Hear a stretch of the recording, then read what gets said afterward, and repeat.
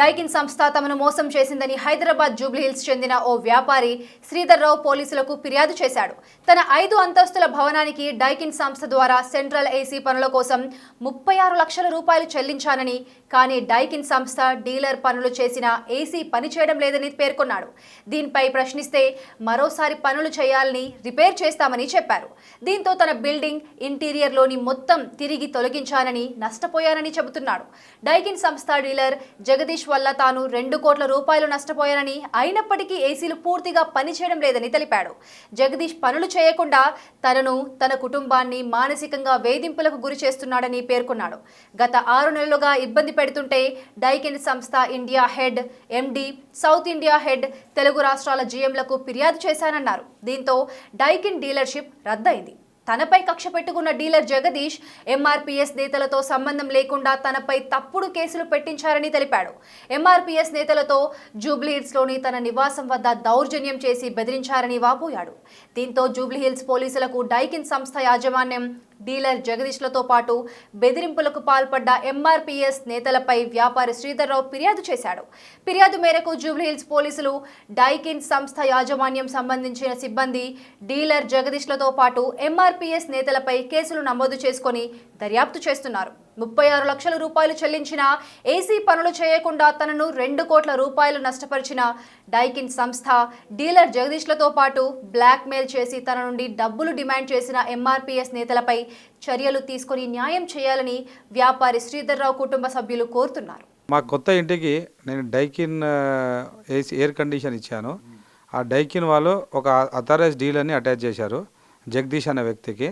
ఆయన ఎలిజిబుల్ కాకపోయినా కూడా నేను ఎవరిని అప్రోచ్ అయ్యానో డైకిన్ గణేష్ అనే వ్యక్తి ఆయన పాత ఎంప్లాయీ వరకు ఆయనకు ఫేవర్ కోసం ఇచ్చారు. అయితే మొదటి నుంచి కూడా నా వర్క్ బాగా చేయలేదు, వైరింగ్ సరిగా చేయలేదు, డక్టింగ్ సరిగా లేదు. దాంతో నాకు ఇంటీరియర్ చాలా నష్టం జరిగింది. దాదాపు 2 కోట్ల రూపాయలు నష్టం జరిగింది. జరిగిన తర్వాత నేను ఎంత ఫాలోఅప్ చేసినా కూడా ఆయన రెస్పాండ్ కాబోయే వరకు నేను ఇల్లు తొందరగా కంప్లీట్ చేయాలని దానికి కూడా కాంప్రమైజ్ అయ్యాను. దాని తర్వాత ఎయిర్ కండిషన్లు కూడా బిగించిన తర్వాత అప్స్కాండ్ అయిపోయాడు. దాని తర్వాత ఏసీలు అసలుగా రావటం లేదు. నేను కంటిన్యూస్గా 3 నెలలు నాకు ఫెడప్ అయ్యి కంటిన్యూస్ ఫాలోఅప్ ఫోన్లు చేసి రెస్పాండ్ కాకపోతే నేను శ్రీనాథ్ అని ఇంకొక పార్ట్నర్కి రెస్పాండ్ అయ్యాను. ఆయన కూడా వచ్చాడు, నాకు రెస్పాండ్ కాలే. దాని తర్వాత నేను డైకిన్ మేనేజ్మెంట్కి అప్రోచ్ అయితే ప్రసాద్ అనే వాళ్ళు కూడా అప్రోచ్ కాకపోతే నేను మీది లెవెల్కి అప్రోచ్ అవుతాను చెప్పే వరకు ఆ ప్రసాద్ అనే వాళ్ళు వచ్చి అప్పుడు వీళ్ళిద్దరిని పట్టుకొచ్చి ఆ రోజు కింద నుంచి మీది వరకు కంప్లీట్ డైకిన్ పనిచేస్తలేదని చెప్పి ఆయన ఒక రిపోర్ట్ ఇచ్చాడు.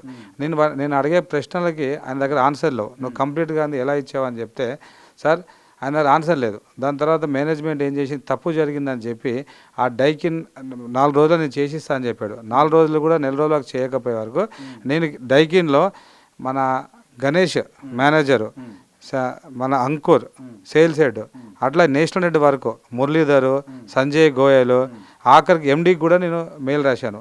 ఎవరు కూడా నాకు రెస్పాండ్ కాలేదు. దాని తర్వాత నేను తర్వాత గణేష్ అనే వ్యక్తి ఇది మనకు రెస్పాండ్ కాకపోతే ఆయన యాక్షన్ తీసుకుంటాడని చెప్పి నా దగ్గరకు వచ్చి సార్ మా తప్పు జరిగింది, నేను సరిదిద్ది పెడతా అని చెప్పారు.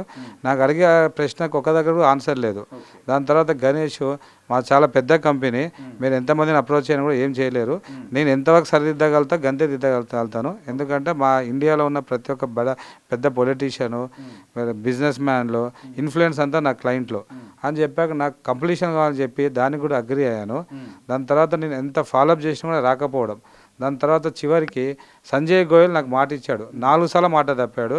నేను ప్రతి దానికి ప్రూఫ్స్ కూడా ఉన్నాయి. దాని తర్వాత ఈ డీలర్ జగదీష్ అనే డీలర్కి డీలర్షిప్ క్యాన్సిల్ చేశారు. ఆయన సరిగా చేస్తే డీలర్షిప్ ఎందుకు క్యాన్సిల్ చేస్తారు, ఇది క్యాన్సిల్ చేసిన డీలర్షిప్ క్యాన్సిల్ చేసి నేను వేరే డీలర్షిప్తో పెడతా అని చెప్పారు. అని చెప్పి శ్రీ కూలర్స్ అనే వ్యక్తిని పట్టుకొచ్చారు. దాని తర్వాత ఒకరోజు మీటింగ్ అరేంజ్ చేశారు. పాత డీలర్ని కూలర్ డీలర్ని పిలిపించి ఆ మెటీరియల్ అంతా హ్యాండ్ ఓవర్ చేస్తా అని చెప్పారు. దాని తర్వాత మళ్ళీ 10 రోజులకు కూడా రాలేదు. తర్వాత నేషనల్ హెడ్ మాట ఇచ్చిన తర్వాత నేను రోజంతా చూశాను. ఇక నేను వాళ్ళు ఎన్ని రోజులకు కూడా రాకపోయే వరకు వీళ్ళు ఏం చేశారు, రాకపోయే వరకు నేను డైకిన్ని మేనేజ్మెంట్కి అప్రోచ్ అవుతా అని చెప్పే వరకు మన బ్రాంచ్ మేనేజరు మన డైకిన్ డీలరు వాళ్ళు నేను డీలర్షిప్ క్యాన్సిల్ చేసినప్పుడు ఒక గడ్జ్ పెట్టుకొని నా మీద తప్పుడు కేసు పెట్టారు. ముందు నేను ఆల్రెడీ కంప్లీట్ చేశాను. చేసిన తర్వాత నాకు రిమైనింగ్ 2 lakhs రావాలా నేను మొత్తం అని ఇయ్యాలే ఇస్తాడని చెప్పి నేను తిట్టానని చెప్పి తప్పు ప్రచారం చేశారు. మా అత్తగారికి 8 years అని కూడా చూడకుండా మా ఇంటికి 10 members జెంట్స్ 5 members లేడీస్ వచ్చి మా హస్బెండ్ని మా అత్తగారిని బాగా హెరాస్మెంట్ చేసి మనీ వేయించుకున్నారు. అది కూడా ప్రూఫ్ ఉంది. ఇవన్నీ తెలిసి నేను ఎమర్జెన్సీగా ఈరోజు రావడం జరిగింది. ఎంఆర్పిఎస్. ఫోర్స్ చేశారు. మా అత్తగారిని మా హస్బెండ్ని ఇంట్లో పెట్టి హెరాస్ చేస్తే అనుకోకుండా మనీ వేయాల్సి వచ్చింది. ఇది ప్రూఫ్ ఉంది. ఇది నాకు తెలిసి నేను ఎమర్జెన్సీలో నేను హైదరాబాద్కి రావడం జరిగింది. ఈ ఎంఆర్పిఎస్ వాళ్ళని జూబ్లీస్ పోలీస్ వాళ్ళు కఠినంగా శిక్షించాలని నేను కోరుకుంటున్నాను.